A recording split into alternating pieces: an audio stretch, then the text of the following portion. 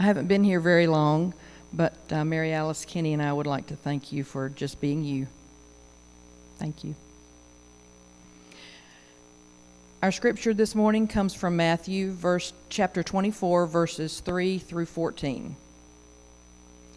Jesus left the temple and was walking away when his disciples came up to him to call his attention to its buildings. "Do you see all these things?" he asked.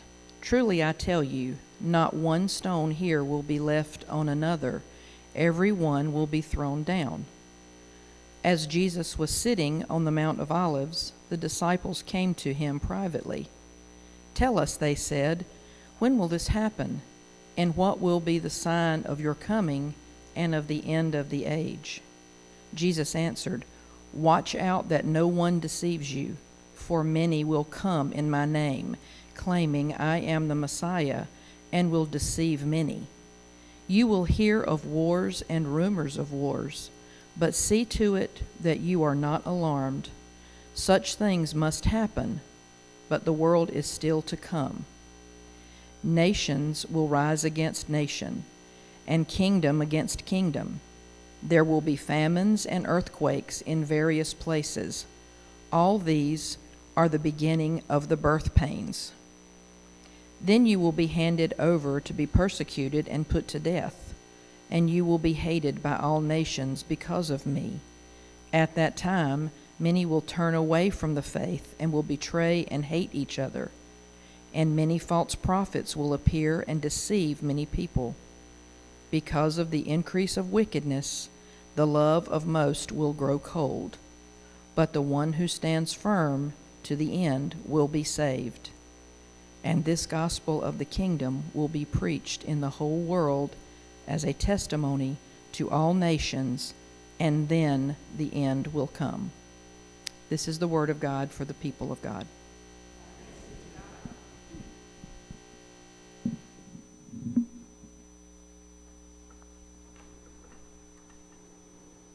Thank you, Andrea.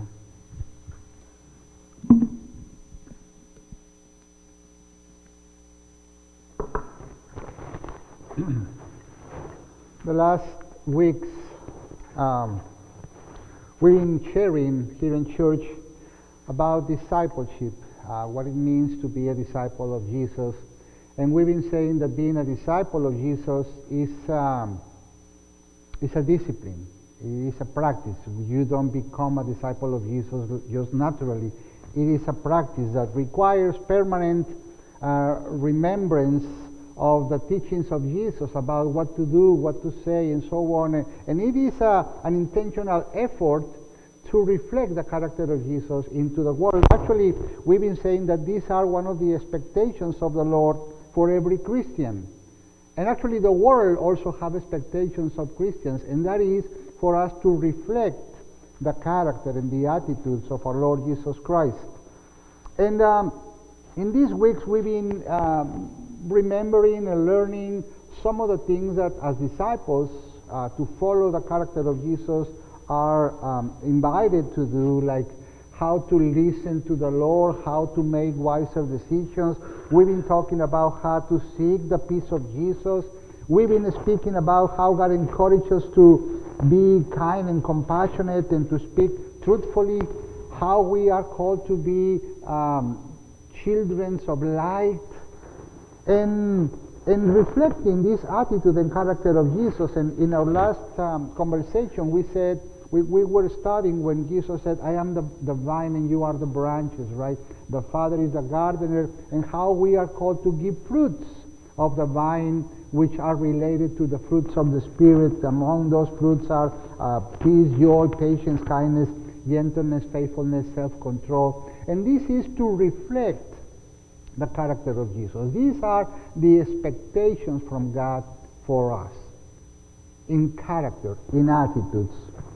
Well, today I'd like to share with you of another expectation of God. Not only to reflect His character, not only to reflect the attitude of Jesus, but something that has to do with something that we need to do, all right? I have entitled this very simple message, Populating the Kingdom of God. And my prayer is that you be blessed gaining more understanding what is the role of us as Christians in the world. Amen? Are you ready? Amen. Amen. All right. The Gospel of Matthew, chapter 24, we just read that Jesus is outside of Jerusalem. He is being with the disciples. He's been talking about many things that are about to happen. For example, he mentioned that they were admiring the temple. They say no stone will be on top of the other. And they were wondering about many things. And of course, the disciples were concerned about these things that will happen and when will happen. But they also asked the Lord, what will be the sign of your coming and of the end of the age? Wow. And those are very powerful questions. And Jesus took the entire chapter 24 and all the chapter 25 to give an explanation on that. At the end of our passage today, yet Jesus gives us a little clue about that end of the age. He says, but he who stands firm to the end will be saved. And this gospel of the kingdom will be preached into the whole world as a testimony to all nations, and then the end will come. What Jesus is saying, and is clear, is to say that the end of the age will come in the moment when the gospel be preached to all over the world, when the message of salvation with this good news of Christ as our Redeemer and Savior be preached everywhere. Jesus continues saying that no one knows the time or the day when the second coming will be. It will be announced by the angels. It will be the sound of the trumpet. And in chapters 25, Jesus gives us, with an example of parables, what we need to do until that day happens. What human beings are called to do while that happens. And one of the parables, maybe you are familiar with them, is a parable of the 10 virgins. Jesus is giving an example of the preparedness of believers as he comes back. And he said that in the Jewish tradition there was the weddings last 7 days, okay? My daughter is going to marry next year. It's only 1 day wedding, and it is very stressful. I cannot imagine being a father in the times of Jesus with a wedding of 7 days. That was a lot of time. Anyway, that was just a little joke. But the tradition was that the bridesmaid will come and pick up the bride and the bridesmaids and take them to the house of the brideman. And the bridesmaids will have some lamps that will not having turning on and waiting for the bridesmaid to come. They did not know exactly what time he was coming. So these 10 bridesmaids were waiting for him, and they have oil to fill the lamps, right? But 5 of them were not sure if they will have enough oil to put on the lamps until the bridegroom will come. So they begin to be concerned. When is coming? When is coming? When is coming? Because I am not sure if I will have enough oil for my lamp. And they asked the ones that have enough oil, say, can you sell us something? Can you give us something to share? And they say, I'm sorry, but we have enough just for us. We cannot be responsible for you. So you need to find out, go away, find out who can sell you oil, and I hope that you can make it on time. So they went away, but as they went away, the bridegroom came and took with him the 5 bridesmaids who were ready and went into the party, and the others stayed outside because they were not ready. What Jesus was teaching is something that you already know, and that is that Christ is coming. And he is coming for a second time to pick up his bride, which is the church, which is all the believers. But before that, many things are going to happen. We don't know the day nor the time. But when that happens, we cannot, Jesus said, neglect our spiritual life. In this parable, Jesus is revealing the importance to be ready for his second time. He is speaking of the preparation that we cannot neglect. And he's warning about the things that may happen to people when these things come, when Jesus sits on the throne to judge the living and the dead. The scripture said in chapter 25, Jesus said, all the nations will be gathered before him, and he will separate people from one another as a shepherd separates his sheep from the goats. He will put the sheep on the right and the goats on the left. Then the king will say to those on his right, come, you who are blessed by my Father, take your inheritance. And what that is? The kingdom prepared for you since the creation of the world. So that's what will happen. At the end of the age, things will happen before Christ comes, yes, we know, and those who remain and stand will be saved, will be blessed, and receive a kingdom that has been prepared for them. What a great promise. And yesterday we were talking a little bit about that. So the question is, what is that kingdom? What's the kingdom of God? All the people who have been accepting Jesus Christ as Lord and Savior know that they will live in the kingdom of God. Which means we are going to leave this kingdom of darkness and we are going to live in the kingdom of light. This kingdom where the devil is the prince of this kingdom, but we will be taken to a kingdom of light, a kingdom of God. Jesus said that we will receive a kingdom of God. A kingdom of God is a place where God lives and reigns. A place where the will of God is respected, where the will of God is fulfilled, where the kingdom of God is where God has complete authority, the place where God exercises full authority.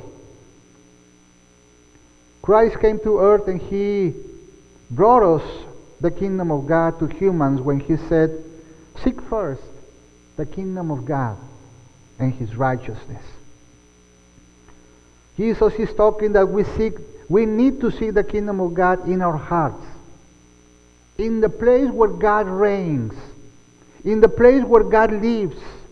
In the place where God has authority, a spiritual kingdom. That today we are sometimes unable to understand it, but there is going to be the time when that kingdom, we will be able to see it and feel it. So going back to Matthew 24, Jesus said, and this gospel of the kingdom will be preached into the whole world as a testimony to all nations, and then the end will come. Until this good news that I have come into the world, the message of salvation and redemption and forgiveness and freedom and resurrection be proclaimed to all nations, then that end is coming. For generations, many people have said, this is the end.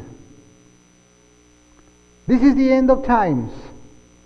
And simply in your lifetime, in the last, I will say, 80 years, there has been more than 150 big predictions of the end of times.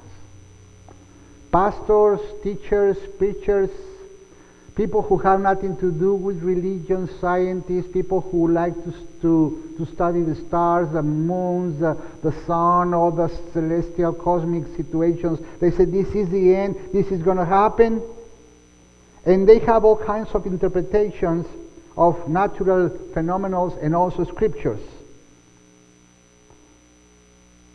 And you have heard many of them lately. Actually, last September the 23rd, there was a prediction that the rapture will happen on September 23rd last month.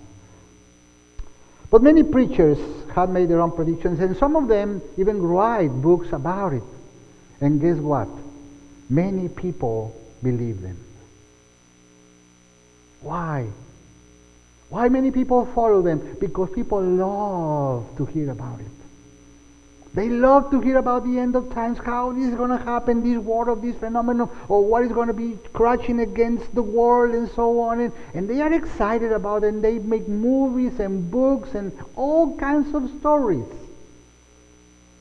Predictions that the end will come.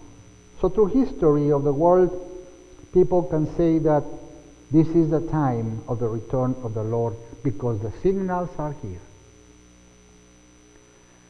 But I want to tell you something. All the time is the time. All the time since the very first century, it may seem that is the time. Every century, every season, there are things in our context of the world that make people believe that this is the time, these are the signals, this is the way, this is happening, famine here, earthquake here, war here, natural disasters here, and so on and so forth, all the time. And those signals and that understanding that the end is happening will continue happening until the gospel is preached to all the nations. That's not going to stop. Hebrews 12 says, therefore, since we are receiving a kingdom that cannot be shaken, let us be thankful and so worship God acceptably with reverence and awe, for our God is a consuming fire. So we are living on this earth, in this world, but we know that we are part already of a kingdom that nothing can destroy. Glory to God. Amen. What a beautiful thing is to know that we are part of that kingdom. What a beautiful thing for us to know that these spiritual secrets about the kingdom of God, that now, for those who have accepted Jesus Christ and Lord and Savior, we have the assurance that we belong to the kingdom of God. Now the question for us, or our meditation this morning is, okay, yes, Hugo, we have learned many things about how to follow Jesus, how to be a disciple of Jesus, how to follow the example of Jesus in character, in attitudes. And we know that those are the expectations of God and the world for us Christians, yes. But is there any other kind of expectation God has for us besides to follow the character and the attitudes of Christ? And the answer is, of course there is. And a big one. There is an expectation from all Christians not only to have the Christian character and attitudes, but to take some action. Because there are some work that we need to do. At the end of the Gospel of Matthew, you know this scripture very well. When Jesus said, all authority in heaven and on earth has been given to me. After he was being given all the titles, all the kingdoms of the earth, he gathered the disciples and he said to them, now, therefore, because I have that, there is something to do. There is an action to follow. With all that authority I'm telling you, go and what? Help me. Make disciples to all nations. Baptize them in the name of the Father, Son, and the Holy Spirit, and teach them to obey everything I have commanded you. And what? And I'll be with you until the end of time. To proclaim the good news of salvation, then, is the most important assignment God has given to humankind as a permanent ministry until His second coming. And we as Christians know that, right? I hope you know that. In other words, Jesus is telling us that our mission is that many more people enter the kingdom of God that you already have. I'm sorry, I'm struggling with this. And in order for other people to enter this kingdom, there is no other way but to talk about it with them. As you remember the scripture that says, faith comes by what? Hearing. And hearing what? The Word of God. That's our participation. This is God's expectation for us to become instruments of God, that other people may have access to the kingdom that we already have. In other words, our mission is to populate the kingdom of God. It is the most important mission in our lives. You and I are Christians, you and I are members of that kingdom because someone shared with you something about God. None of you are Christians and you say, I become a Christian And no one, anyone, anything taught me about it. There was something. You came to Christ, but before that, you have a Bible in your hands. You saw a church somewhere. Somebody invited you to church. You heard the name of Jesus somewhere here, somewhere there. So you have something. There was some signals. There were some elements that help you to understand that there is a God, that there is Jesus somewhere, and suddenly you begin to make your first steps into the knowledge of Jesus Christ. There was someone, a group, an individual, a family, a relative that share with you at some point the good news that Jesus is the Christ. So our mission in the United Methodist Church, you know that it is to make disciples of Jesus Christ for the transformation of the world. Amen. And the mission of Bethlehem United Methodist Church is, along with that, is to offer Christ. And you have that picture on the wall outside, right? Where John Wesley is speaking with Thomas Cook, sending him into mission into America, and he said to them, offer them Christ. And that's what we do here. And how do we do that? John Wesley also says something like, share the good news, offer them Christ in all the ways you can, to all the people you can, in all the places you can, by all the means you can, as long as ever as you can. It doesn't matter how. And we know that there are many people in the world and in our communities that still may have not heard about Jesus.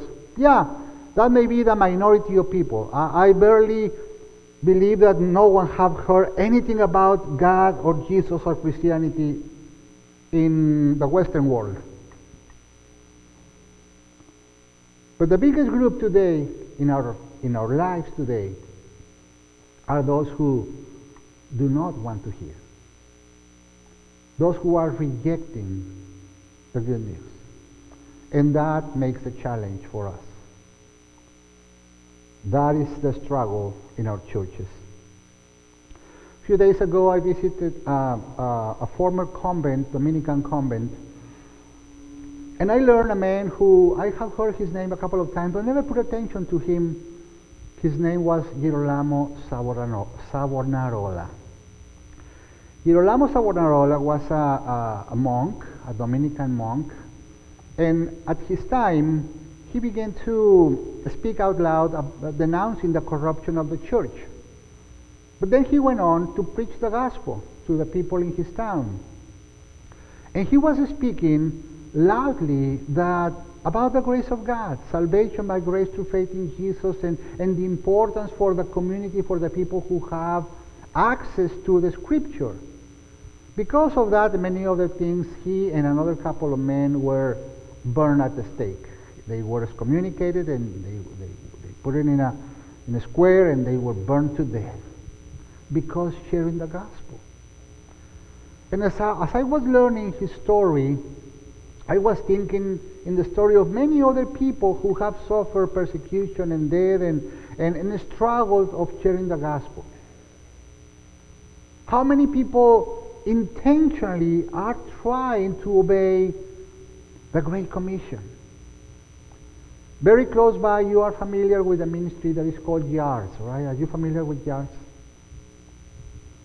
YARS is a ministry that they are translating Bibles or the Bible into the languages of the people around the world.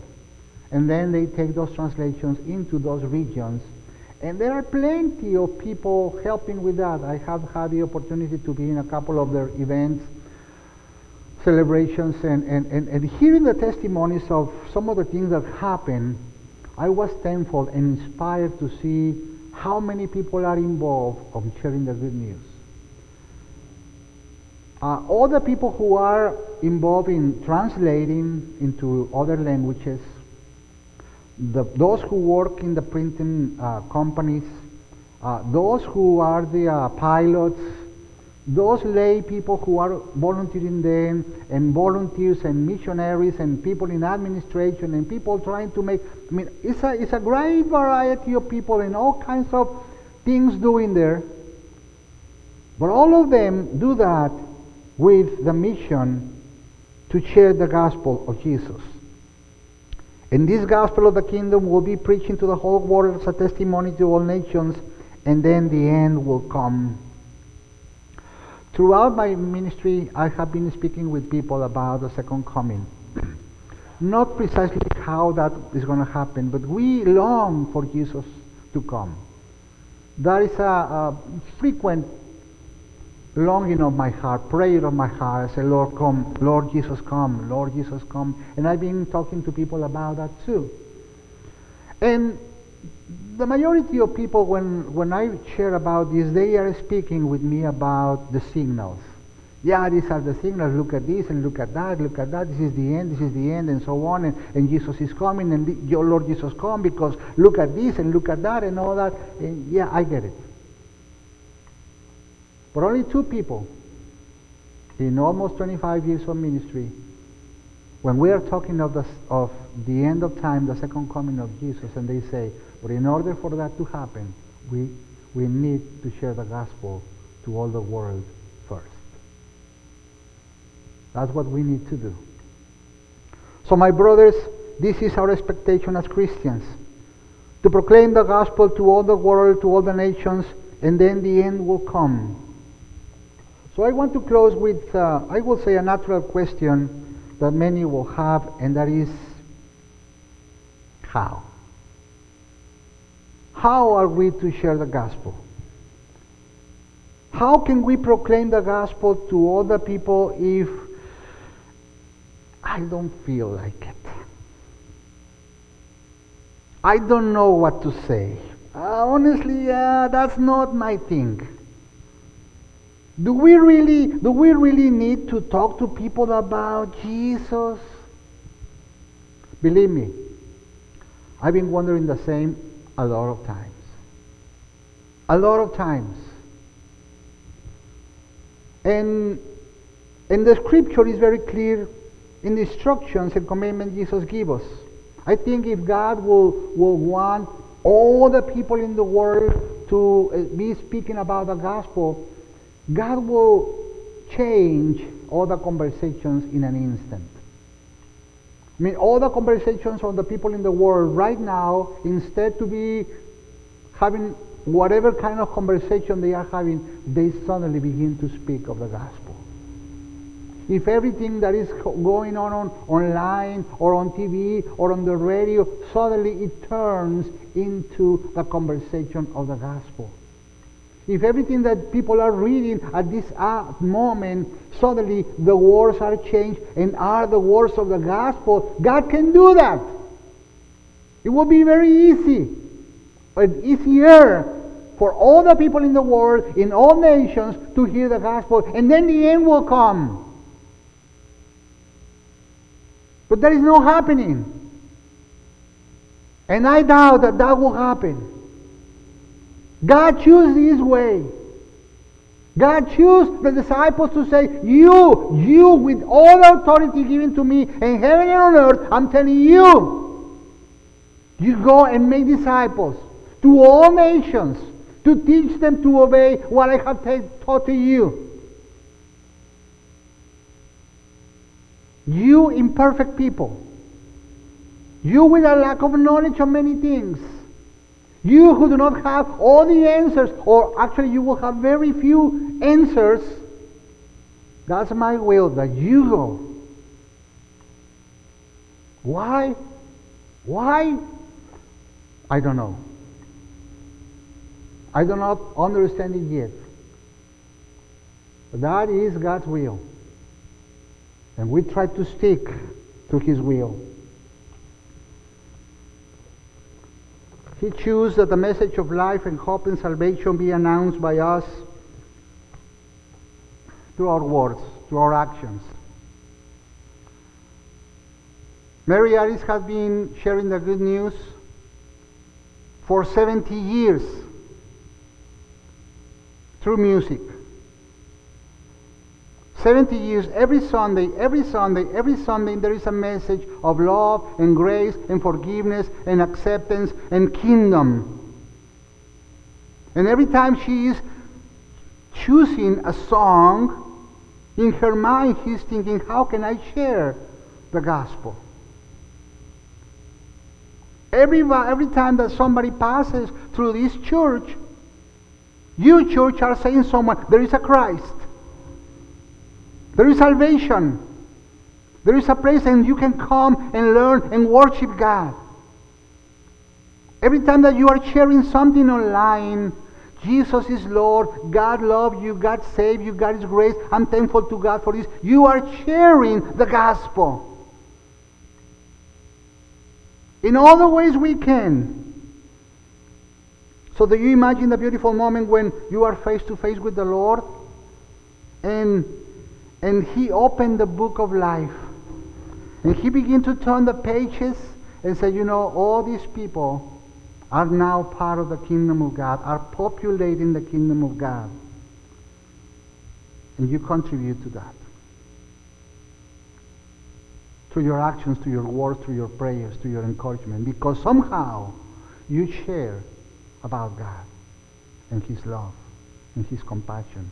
Because with your character, because with your attitude. And then He begins to tell you how that happened. What words did you use? What elements did you use? What was your attitude before the people where you were sharing God's love with them?